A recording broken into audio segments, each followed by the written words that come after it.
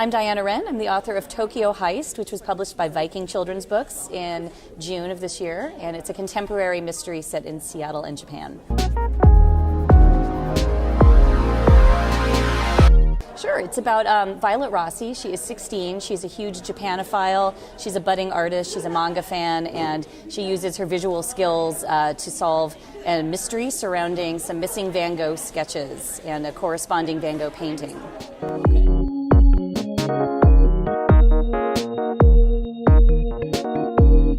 What sort of inspired you to, or drove you to write about Japan and to write in the young adult fiction and to put all of this here, basically, as opposed to, say, writing an adult book set in Connecticut? Yeah, it started out as an adult book, actually. It was not originally a YA novel. It was not originally a mystery. It didn't even go to Japan in the first draft. Oh, wow. So it's not like I set out to write a book with all these ingredients. I had some of the ingredients, and then things kind of coalesced over various revisions, and I made decisions about going YA, going full-on mystery, and then eventually overcoming my fear about writing about Japan and sending the character to Japan. So, wow, okay. Long process.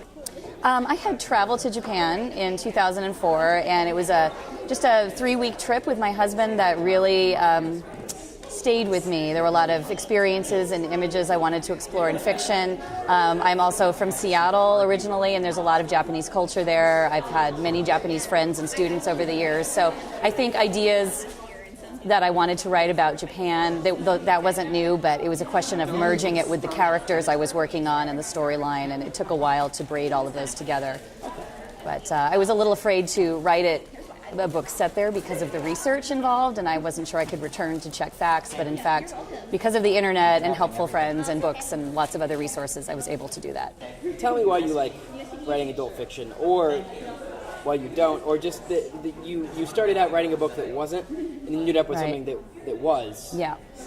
I started out with adult fiction. Right, yeah. Yeah, so I had a narrator who was a 30-something woman, and I had a younger version of that narrator in the book that this was originally. And there were alternating chapters, and the part with the younger narrator was much more interesting, easier to write, more interesting to beta readers. I heard that voice a lot more clearly, and I thought, what if I ditched the older narrator and went with the younger? Does that mean I'm writing YA?